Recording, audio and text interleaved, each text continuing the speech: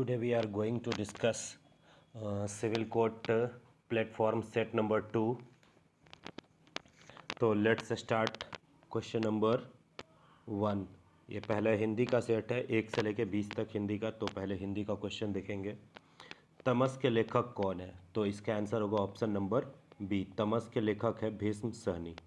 Second है तलघर पद में कौन सा समास है? तो तलघर पद में कर्मधारय समास है।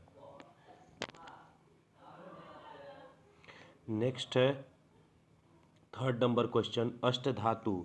अष्टधातु में कौन सा समास है? तो अष्टधातु में है द्विगु समास। जब कभी भी किसी समास में संख्या का बोध हो तो उसे द्विगु समास कहते हैं। नेक्स्ट 4 है गगनचुंबी। गगनचुंबी में कौन सा समास है? तो गगनचुंबी में समास है तत्पुरुष समास। फिर क्वेश्चन नंबर 5 है नाक पर गुस्सा होने मुहावरे का अर्थ क्या है? तो नाक पर गुस्सा होना मुहावरा का अर्थ है तुरंत क्रोध में आ जाना। नंबर 6 है जो बहुत ही गहरा हो वाक्यांश के लिए एक शब्द का चयन करें। तो जो बहुत ही गहरा उसे कहते हैं अगाध। नेक्स्ट है 7 नंबर क्वेश्चन, जो स्त्री सूर्य भी न देख सके वाक्यांश के लिए एक शब्द दीजिए। तो इसका एक शब्द होगा असूर्यम पश्या। नेक्स्ट है मैंने राधा के लिए कपड़े खरीदे। तो यहाँ पर कौन सा संप्रदान है? तो यहाँ पर कौन सा कारक है? तो यहाँ पर संप्रदान कारक है। जब कभी भी संप्रदान कारक होता है तो के लिए जहाँ कहीं भी हो तो वहाँ पर के लिए जहाँ कभी हो तो वो संप्रदान कारक है। और से अपादान कारक में से होगा, और कर्ता जो है तो कर्ता कारक में होगा ने।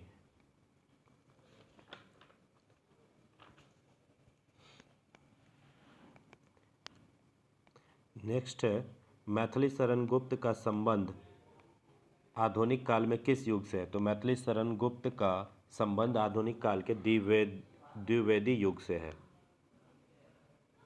नेक्स्ट है 10 नंबर क्वेश्चन, फूलों के आसपास रहते हैं फिर भी वह काटे उदास रहते हैं। तो यह पंक्ति है एक अन्योक्तिक अलंकार। नेक्स्ट है क्वेश्चन 11 नंबर, कौन सा स्त्रीलिंग है इसमें से? मित्र, सूचना, उपहार, अध्याय। तो इसमें सूचना जो है वो एक स्त्रीलिंग शब्द है। नेक्स्ट है 12 नंबर क्वेश्चन, तो इसमें है कि कौन सा शब्द वायु का पर्यायवाची है? तो वायु का पर्यायवाची है अनिल, और वायु का पर्यायवाची होता है समीर, पवन। तो ये सब वायु का पर्यायवाची है। नेक्स्ट है क्वेश्चन नंबर 13, दिए गए वाक्य में सकर्मक क्रिया क्या है? तो राहुल ने कल केला खाया। ये है एक सकर्मक क्रिया। सकर्मक क्रिया जिससे कुछ कार्य होने का पता चलता हो। नेक्स्ट है हिमालय के लिए सही संधि विच्छेद, यानी ये भी हो सकता है कर्ता का फल जो कर्म किसी पर पड़ता है तो उसी को सकर्मक क्रिया कहते हैं। नेक्स्ट है हिमालय के लिए सही संधि विच्छेद क्या है? तो हिम जोड़ आलय, ये हिमालय का सही संधि विच्छेद है। नेक्स्ट है इनमें से कौन सा वर्ण अघोष है? तो किसी भी वर्ण में वर्णमाला समूह में प्रथम और द्वितीय प्रथम और द्वितीय अक्षर जो होता है वह अघोष होता है। प्रथम और द्वितीय वर्ण का जो अक्षर है वो अघोष होता है और बाकी घोष होता है। शुभेच्छा का सही संधि विच्छेद कौन सा होगा? तो शुभेच्छा का सही संधि विच्छेद होगा शुभ जोर इच्छा, यानी ऑप्शन नंबर बी। नीति निपुण में शब्द में कौन सा समास है? तो नीति निपुण में समास है तत्पुरुष, ऑप्शन नंबर ए। फिर है संविधान की 8वीं अनुसूची में कितनी भाषाओं का उल्लेख है? तो ऑप्शन नंबर सी 22 भाषाओं का उल्लेख है। दो सार्थक शब्दों के मेल से बनने वाले शब्द को क्या कहते हैं? तो उस शब्द को कहते हैं यौगिक। जब कभी भी दो सार्थक शब्द मिलते हैं तो उससे जो बनता है उसे कहते हैं यौगिक। और रूढ़ उसे कहते हैं जिसका खंड या टुकड़ा न किया जा सके, उसे रूढ़ कहते हैं। उसके बाद ऑप्शन नंबर सी में है ऑप्शन नंबर सी में है योग रूढ़। तो योग रूढ़ है कि जो अपने शब्द से हट कर के जो अर्थ प्रकट करता है उसे योग रूढ़ कहते हैं। उसके बाद 20 नंबर लास्ट क्वेश्चन हिंदी का है, अंगारों पर लौटने मुहावरे का अर्थ निम्नलिखित में से कौन सा होगा? तो इसका अर्थ होता है ईर्ष्या में व्यथित होना, ऑप्शन नंबर ए।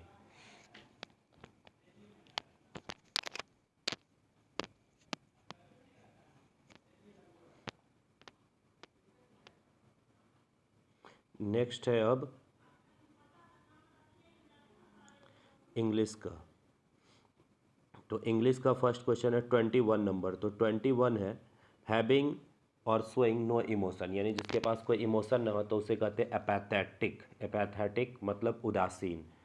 फिर है नेक्स्ट 22 नंबर क्वेश्चन। तो 22 में an animal that can live in water as well as land that is called amphibian.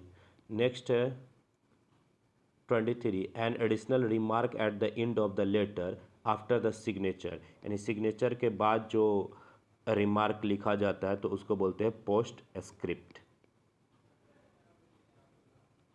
Next है क्वेश्चन नंबर 24।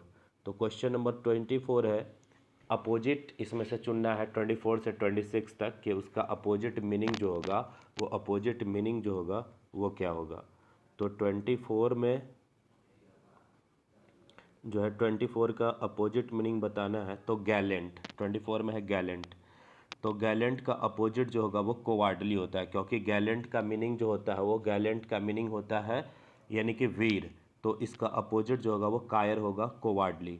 फिर नेक्स्ट है 25। 25 है हर्टी। तो हर्टी का उल्टा हो जाएगा एलूफ। हर्टी का मतलब होता है मिलनसार, यानी जो कि मिलकर रहता है। तो एलूफ का हो जाएगा अलग रहने वाला। फिर नेक्स्ट है 26। 26 है राइन, REIGN राइन। तो राइन माने होता है प्रबल होना या शासन करना। तो इसका एंटो हो जाएगा यील्ड और सरेंडर। तो यहाँ पर सरेंडर नहीं दिया हुआ, यील्ड दिया हुआ, तो ऑप्शन नंबर बी हो जाएगा यहाँ पर। नेक्स्ट है अब सीनो बताना है कि सही मीनिंग इसका बताना है कि करेक्टली कौन सा होगा। तो 27 नंबर क्वेश्चन में है चौक। तो चौक का मतलब होता है किसी का गला घोटना, यानी ब्लॉक कर देना, उसको दबा देना। तो इसलिए इसका ऑप्शन नंबर सी हो जाएगा ब्लॉक।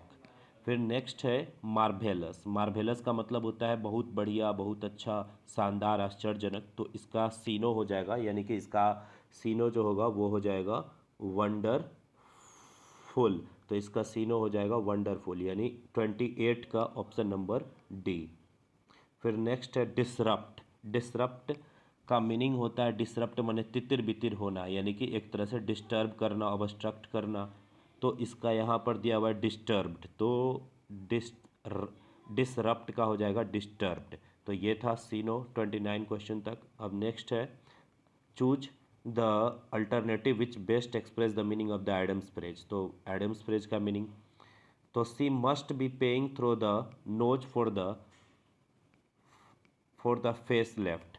तो इसमें अंडरलाइन रेड, जो रेड लेटर्स लिखा हुआ है यहाँ, ये फ्रेज है पेइंग थ्रू द नोज। तो इसका मीनिंग होता है पेइंग टू मच, यानी she must be paying too much for the face lift. 31 है he is putting the cart before the horse by purchasing furniture before buying a house, यानी किसी काम को उल्टा तरीका से कर देना, यानी पहले करना था ये और पहले कर दिया वो। तो इसलिए उसने जो जो रियल तरीका, जो यानी कॉमन तरीका, उससे अलग हट कर किया। तो doing a thing in the wrong way, option number A. Next है 32 what egged you on to become a social worker. तो एग्ड यू यानी अर्ज्ड, यानी क्या तुम्हें अर्ज करता है एक सोशल वर्कर, एक सामाजिक वर्कर बनने के लिए। नेक्स्ट है फिल इन द ब्लैंक्स। तो फिल इन द ब्लैंक्स में है 33। तो 33 में क्या करा है कि those who dash of their riches are not truly rich, यानी जो आदमी अपने धनवान होने का बखान करता है वो रियल में रिच नहीं होता है। तो बखान या डिंग हाँकना, तो इसके लिए इंग्लिश वर्ड है बोस्ट, BOAST, बोस्ट। बोस्ट माने होता है डिंग हाँकना। तो ये 33 था। अब है क्वेश्चन नंबर 34। 34 है they dash a separate cabin to each employee. तो दे अलाउ अलॉटेड, यानी किसी को कोई अगर फ्लैट दिया जाता है तो उसके लिए भी अलॉट होता है, या किसी को कोई कैबिन दिया जाता है किसी एम्प्लॉई को, तो उसके लिए भी अलॉट किया जाता है। तो they allotted a separate cabin to each employee.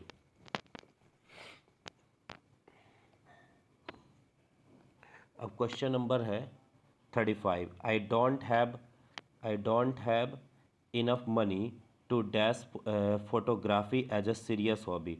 तो इसका होगा परसुए। 35 का हो जाएगा बी।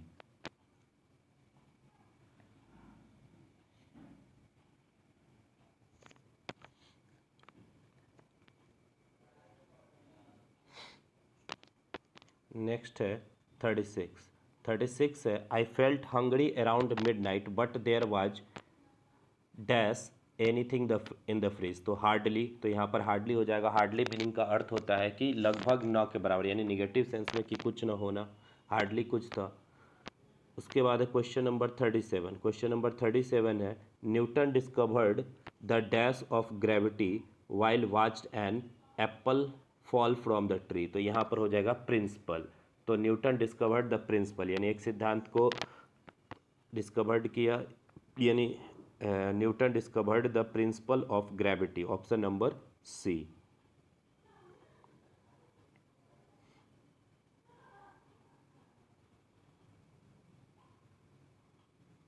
नेक्स्ट है स्पेलिंग टेस्ट, यानी इसमें सही स्पेलिंग बताने की कौन सा है। तो 30A में जो थ्रेटेंड है, इसमें ए मिस है। इसमें जो होगा थ्रेटेंड में, इसका सही स्पेलिंग होगा THREATENED, थ्रेटेंड। बाकी सब सही है। फिर उसके बाद है बाइंग, तो 39 में, तो 39 में जो है सही यानी कि मिस स्पेल्ट जो होगा, तो मिस स्पेल्ट इसमें है बिगिनिंग। तो बिगिनिंग में क्या गलती है, तो बिगिनिंग में डबल NING होता है। बिगिनिंग में क्या होता है, डबल NING, BEGI बिगिनिंग। फिर नेक्स्ट क्वेश्चन है 40। में क्या गलती है, तो 40 में गलती है ऑप्शन नंबर बी, एक्जुअलरी, एक्जुअलियरी। तो एक्जिलरी में जो होगा वो डबल एल ना होकर के सिंगल एल होगा एक्जिलरी में। तो AUXILIARY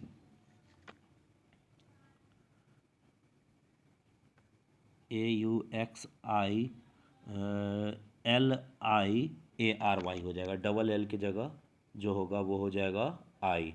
तो AUXILIARY, एक्जिलरी। ये था इंग्लिश का क्वेश्चन। अब है जीके का क्वेश्चन। जीके में है, राजकोषीय उत्तरदायित्व और बजट प्रबंधन अधिनियम FRBMA वर्ष डैश में पेश किया गया था। तो ये वर्ष 2003 में पेश किया गया था।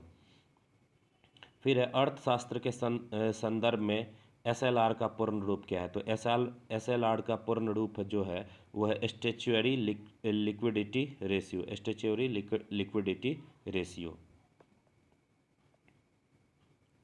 फिर निम्नलिखित में से कौन सा राष्ट्रीय उद्यान भारत में नहीं है। तो संदूर राष्ट्रीय उद्यान भारत में नहीं है। नेक्स्ट है हरिपुरा, जहां भारतीय राष्ट्रीय कांग्रेस का वार्षिक अधिवेशन 1938 में सुभाष चंद्र बोस की अध्यक्षता में हुआ था, वह निम्नलिखित किस राज्य में। तो हरिपुरा जो है वो कहाँ पर है, गुजरात में।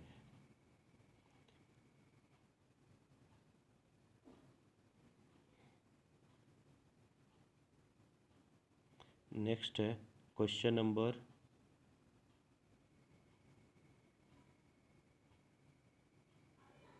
45 है, सर टॉमस मुनरो भू राजस्व बंदोबस्त से संबंधित है। तो रैयतवारी बंदोबस्त से संबंधित है, 45 का ऑप्शन नंबर सी। तो सर टॉमस मुनरो भू राजस्व बंदोबस्त से संबंधित है, रैयतवारी बंदोबस्त। फिर है 47 क्वेश्चन नंबर, बुद्ध की मृत्यु के पश्चात प्रथम बौद्ध समिति की अध्यक्षता किसने की थी। तो महाकश्यप ने। 47 है, भारतीय भारतीय ध्वज के का डिजाइन का श्रेय किसे दिया जाता है। तो पेंगली वेंकैया को दिया जाता है, पेंगली वेंकैया को दिया जाता है। फिर स्वतंत्र भारत में मुद्रा का अवमूल्यन प्रथम बार किस वर्ष किया गया था। तो 1949 में सर्वप्रथम मुद्रा का अवमूल्यन। मुद्रा का अवमूल्यन का मतलब क्या होता है, थोड़ा डिटेल यहाँ पे बता देते हैं ताकि कंसेप्ट है, चूँकि कंसेप्ट है। तो मुद्रा का अवमूल्यन होता है कि किसी भी समय जब हम लोग अपने मुद्रा का वैल्यू को कम करते हैं विदेशी मुद्रा के तुलना में, तो उसको मुद्रा का अवमूल्यन कहते हैं। तो मुद्रा का अवमूल्यन किया जाता है निर्यात को बढ़ावा देने के लिए, ताकि निर्यात को बढ़ावा दिया जाए, ताकि हमारे देश को ज़्यादा फायदा पहुंच सके। तो स्वतंत्र भारत में मुद्रा का अवमूल्यन प्रथम बार कब किया गया था। तो 1949 में। अब भी आकार की घाटी का निर्माण किसके द्वारा होता है। तो युवा नदी के द्वारा भी आकार की घाटी का निर्माण होता है, 49 का ऑप्शन नंबर ए। उसके बाद है पंचायत के निर्वाचन में चुनाव लड़ने के लिए उम्मीदवार की न्यूनतम आयु कितनी होनी चाहिए। तो 21 वर्ष होनी चाहिए किसी भी पंचायत का चुनाव लड़ने के लिए, और लोकसभा का चुनाव लड़ने के लिए 25 वर्ष होना चाहिए, और राज्यसभा का चुनाव लड़ने के लिए उम्र 30 वर्ष होना चाहिए। तो यहाँ पर जो क्वेश्चन है, पंचायत के निर्वाचन में चुनाव लड़ने के लिए जो न्यूनतम आयु है वो कितनी होनी चाहिए। तो 21 वर्ष होनी चाहिए। फिर है क्वेश्चन नंबर 51, तो ये है संसद में भारतीय राष्ट्रपति पर महाभियोग क्या है, तो किस प्रकार की क्रिया है, तो यह एक अर्ध न्यायिक प्रक्रिया है, ऑप्शन नंबर बी। किस देश ने, क्वेश्चन नंबर 52, किस देश ने उदार शक्ति नामक द्विपक्षीय हवाई अभ्यास की मेजबानी की है, तो वह देश है मलेशिया। फिर है 68वें राष्ट्रीय फिल्म पुरस्कार में किस फिल्म को बेस्ट फीचर फिल्म का अवार्ड मिला, तो ये है सुराराई पोट्टू।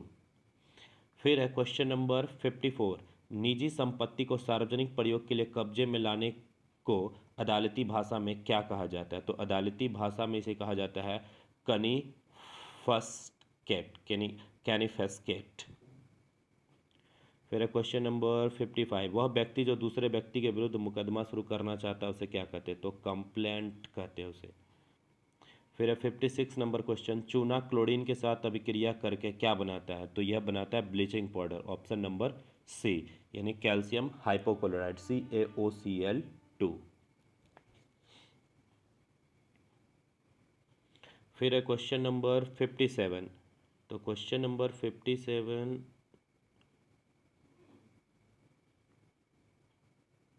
तो क्वेश्चन नंबर 57 क्या है, तो 57 है किसी वस्तु द्वारा एक दोलन को पूरा करने के लिए को डैश करते हैं, तो जब कभी भी एक दोलन पूरा करने का समय था उसे हम लोग कहते हैं आवर्तकाल, यानी टाइम पीरियड। फिर है 58 नंबर क्वेश्चन, तो इनमें से कौन सा पुरुषों में पाया जाता है, तो पुरुषों में यहाँ सिर्फ वाई दिया है, जबकि पुरुषों में एक्स और वाई गुणसूत्र एक साथ जोड़ा में पाया जाता है। फिर उसके बाद ये नहीं कि सिर्फ वाई एग्जाम में अगर एक्स वाई आया तो वाई लगा दे, तो पुरुषों में जो पाया जाता है वो एक्स वाई पाया जाता है। तो पुरुषों में यहाँ होना चाहिए क्वेश्चन कि सिर्फ पुरुषों में पाया जाता है, तो वाई गुणसूत्र सिर्फ पुरुषों में पाया जाता है। लेकिन अगर पूछा जाए कि पुरुषों में कौन सा गुणसूत्र पाया जाता है, तो वो एक जोड़ा में गुणसूत्र पुरुषों में पाया जाता है जिसे एक्स और वाई कहते हैं, जिसमें एक्स वो अपनी माता की तरफ से रिसीव करता है और वाई जो है अपने पिता की तरफ से रिसीव करता है। फिर है इथनॉल का सूत्र, तो इथनॉल का सूत्र होता है C2H5OH, तो नॉल यानी OH लास्ट में लगा हुआ है, तो जैसे ही OH लास्ट में लगा हुआ है तो ऑल हो जाएगा, तो ये हो गया इथनॉल। और दो कार्बन है तो मिथ और इथ, तो दो कार्बन जब रहेगा तो वो हमेशा होगा इथ, और एक कार्बन रहेगा तो मेथ, और तीन कार्बन रहेगा तो प्रो। तो यहाँ पे दो कार्बन है इथनॉल, तो इथनॉल, तो दो कार्बन किस में, ऑप्शन नंबर डी, तो ये हो जाएगा 59 का डी। फिर सघन माध्यम में प्रवेश करने पर प्रकाश की गति में जो परिवर्तन होता है उसे क्या कहते हैं, तो उससे जो परिवर्तन होता है अपवर्तनांक सूचकांक के कारण जो होता है उसमें परिवर्तन आता है, ऑप्शन नंबर बी।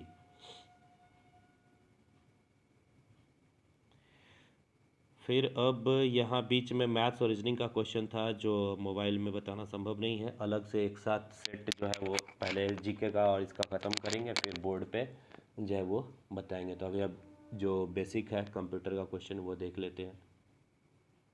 तो बेसिक क्वेश्चन है, चार्ल्स बेबेज द्वारा डिजाइन किया गया पहला यांत्रिक कंप्यूटर किस नाम से जाना जाता है, तो उसको नाम से जाना जाता है एनालिटिक इंजन। फिर है कंप्यूटर शब्दावली में आईडीएन का पूर्ण रूप क्या है, तो आईडीएन का पूर्ण रूप है internationalised domain name, internationalised domain name, 87 का ऑप्शन नंबर बी। फिर है क्वेश्चन नंबर 88, तो क्वेश्चन नंबर 88 क्या है, तो ये कह रहा है निम्नलिखित में से कौन सा ऑपरेटिंग सिस्टम नहीं है, तो यहाँ विंडोज़, लिनक्स और डॉस ये ऑपरेटिंग सिस्टम है, जबकि ओरेकल जो है वो एक ऑपरेटिंग सिस्टम नहीं है। तो ओरेकल जो है ये एक ऑपरेटिंग सिस्टम नहीं है। तो ओरेकल है क्या, तो ओरेकल जो है वो एक डाटाबेस, एक रिलेशनल डाटाबेस प्रबंधन प्रणाली है। यह इंटरप्राइजेज ग्रिड कंप्यूटिंग के लिए डिज़ाइन किया गया पहला डेटाबेस था। यह मूल रूप से लॉरेंस एलिसन और उनके दो दोस्त 1977 में विकसित किया गया था। यह विंडोज़, यूनिक्स, लिनक्स और मैक ओएस जैसे प्लेटफॉर्म पर प्रमुख रूप से चलता है। नेक्स्ट क्वेश्चन है, निम्नलिखित में से कौन सा एक कंप्यूटर का आंतरिक भाग नहीं है, तो फ्लैश ड्राइव आंतरिक भाग नहीं, जबकि रैम, वीडियो कार्ड, मदरबोर्ड ये सब आंतरिक भाग है। फिर है क्वेश्चन नंबर 19, क्वेश्चन नंबर 19, निम्नलिखित में से कौन सा स्मृति मेमोरी मुख्य रूप से चालकों पर आधारित नहीं होती है, तो यह है द्वितीय मेमोरी यानी कि सेकेंडरी मेमोरी। द्वितीय स्मृति मेमोरी मुख्य रूप से अर्धचालकों पर आधारित नहीं होती है। द्वितीय मेमोरी को बाह्य मेमोरी या सहायक मेमोरी भंडारण के नाम से जाना जाता है। द्वितीय मेमोरी के डाटा को हम लंबे समय तक स्टोर करके रख सकते हैं। कंप्यूटर के बंद करने से पहले डाटा को द्वितीयक में ही अस्थायी रूप से स्टोर कर रख सकते हैं। सीपीयू द्वितीय मेमोरी को डायरेक्ट एक्सेस नहीं कर सकता है। द्वितीय मेमोरी को अप्रत्यक्ष रूप से इनपुट या आउटपुट ऑपरेशन के माध्यम से एक्सेस किया जा सकता है। रजिस्टर एक सबसे, उसके बाद नेक्स्ट है यूआरएल क्या है, तो यूआरएल जो है वो एक इंटरनेट पर प्रदर्शित वेब पेज का पता है, यानी ऑप्शन नंबर ए। फिर नेक्स्ट है कंट्रोल प्लस भी से हम लोग क्या करते हैं, तो कंट्रोल प्लस भी से जो है हम लोग सेलेक्ट करें किसी भी चीज़ को पेस्ट करते हैं, और कंट्रोल प्लस जेड से अंडू किया हुआ चीज़ को वापस ले आते हैं, और कंट्रोल प्लस सी से कॉपी करते हैं। फिर है 93, तो 93 क्या है, तो इससे पहला क्वेश्चन जो था 92 का ऑप्शन नंबर बी हो जाएगा कि कंट्रोल प्लस भी को प्रेस करने पर हम क्या करते हैं, तो सिलेक्ट की गई आइटम क्लिपबोर्ड से पेस्ट हो जाती है। 93 नंबर क्वेश्चन, इनमें से किस इनपुट डिवाइस का उपयोग करके व्यापक रूप से योग्यता परीक्षण जैसे परीक्षणों में किया जाता है, तो ऑप्टिकल मार्ग पहचान यानी ऑप्टिकल मार्ग पहचान यानी OMR। ये था क्वेश्चन नंबर 93 का बी। उसके बाद है क्वेश्चन नंबर 94। 94 में है निम्नलिखित में से इनपुट डिवाइस कौन सा है, तो इनपुट डिवाइस जो है वो जॉयस्टिक है, बाकी सारा जो है वो आउटपुट डिवाइस है। अब इनपुट डिवाइस और आउटपुट डिवाइस क्या है थोड़ा डिटेल में समझा देते हैं, से वीडियो लंबा हो जाए। फिर भी इनपुट डिवाइस जो है वो होता है जिससे किसी भी चीज़ को हम लोग कंप्यूटर में डालते हैं वो इनपुट, और कंप्यूटर से प्रोसेस होने के बाद जो कुछ भी निकलता है उसको हम लोग बोलते हैं आउटपुट डिवाइस। क्वेश्चन नंबर 95 है माइक्रोसॉफ्ट वर्ड 2016 में पैराग्राफ फॉर्मेटिंग हटाने के लिए कौन सी शॉर्टकट कुंजी दबानी पड़ती है, तो कंट्रोल प्लस क्यू। फिर है question number 96, alt plus tab का एक शॉर्टकट है खुले प्रोग्राम के बीच में स्विच करना। नेक्स्ट है क्वेश्चन नंबर 98, तो ये क्या है 98 है टैब कुंजी का प्रयोग किस लिए होता है, तो ऑप्शन नंबर डी ए और बी, यानी पहला है कर्सर को स्क्रीन पर चलाने के लिए, टैब से हम लोग देखते हैं अगर लेफ्ट राइट करते हैं तो लेफ्ट की तरफ कर्सर जाता है, राइट की तरफ। फिर सेकंड है पैराग्राफ इंडेंट करने के लिए। फिर क्वेश्चन नंबर 99, पहला व्यावसायिक वायरस निम्न में से क्या है, तो ब्रेन वायरस पहला व्यावसायिक वायरस यानी कॉमर्शियल वायरस। लास्ट क्वेश्चन है क्वेश्चन नंबर 100, TCP और IP किसने बनाया था, तो इस बनाया था US डिपार्टमेंट ऑफ डिफेंस ने। तो ये क्वेश्चन यानी कि सेट नंबर 2 प्लेटफॉर्म का एंड हुआ। इसी तरह का वीडियो देखने के लिए हमारे चैनल को सब्सक्राइब करें और शेयर करें, और कंटिन्यू जो है हाई कोर्ट, सिविल कोर्ट, और अगर जब इसका रिजल्ट आ जाता है सचिवालय सहायक का, तो फिर सचिवालय सहायक के लिए जीके और मैथ्स रीजनिंग जो है वो अलग से बोर्ड पर कराया जाएगा, सिविल कोर्ट के लिए भी। लास्ट में पहले ये सारा सेट कंप्लीट होगा, उसके बाद या बीच में भी सेट कंप्लीट होने से पहले भी अलग से मैथ्स और ये कराया जाएगा। इसलिए मेरे चैनल को सब्सक्राइब करें और शेयर करें। Thank you.